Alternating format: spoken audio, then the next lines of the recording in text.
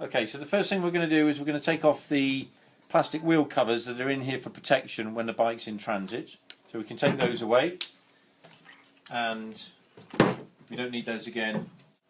Okay, so the second thing we're now going to do is take the front wheel and the front fork. We need to remove the plastic cover. We need to remove the locking nut off here. Might need a bit of loosening to do that. These are on quite tight. So take the locking nut off, and then you need to remove the top plastic bushel. Okay? There's a second plastic bushel in there which needs to be pressed down nice and tight. Okay, next is very important to highlight that when the bike is packed for transit, the brake is flipped round 180 degrees. You need to flip that around to the front. It's not obvious when you take the bike out that that needs to be done. So, taking the 5mm Allen key, loosen that slightly, swing the brake around so that it's pointed out to a front position, and then re-tighten with your Allen key. Okay, you don't need to over-tighten that at the moment, but I would suggest you do it so that it's nice and secure, so that that will be pointing in a forward position on the handlebar. You can see how that should be. Okay, the stem there is bent backwards, and the brake is in a forward position now.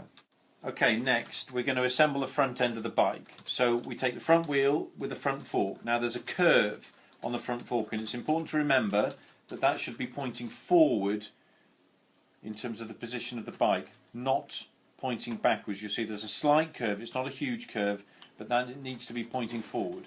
So take the front fork and insert that into the head tube of the bike, and you'll see that these washers come together very snug. Then the plastic washer that we removed previously, that goes back onto the top and pushes down so that we have a double washer system on the front end of the front fork.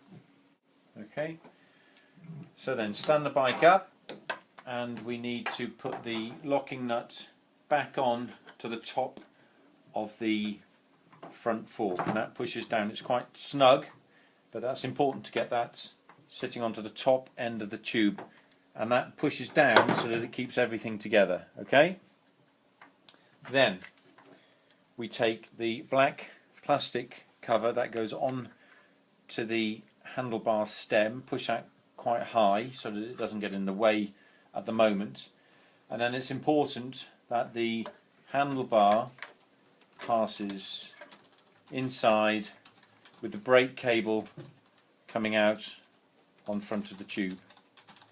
Okay, that's going to be a loose fit right now, so we need to tighten up the locking nut. So a couple of turns and you'll start to feel straight away that that will pinch and start to tighten. Okay, don't over tighten it just yet, because it's important to make sure, as well as the height being correct, that you've actually got these in line. Okay, so if I position that in front of the camera, you'll notice then just with a gentle turn we can get the front forks in line. Give that another little tighten until we come back to it in a minute and get the actual height to the correct position. The only other thing we then need to do is insert the seat post into the bike frame. So we need to open the quick release, drop the seat post in gently, and then tighten that up, and that should, as it does, secure the seat in place. Okay, so I haven't done any adjustments on the height. That will clearly need to be done to the particular sizing of the child that's going to be riding the Balanceability bike. Final touches are just to put on the handlebar protective padding, which is a Velcro fixture, and it just quite simply secures over the handlebar and sits quite loosely on the front of the handlebar. Okay, so finally, when you've done all of your brake checks and the brakes are working effectively, and you can find videos online from us about troubleshooting on brakes, what I would strongly recommend you do is you'll notice that there's about 50 to 60 millimeters of brake cable which comes out of the rear brake system here. That's a requirement by CE that there needs to be at least 50 millimeters of cable.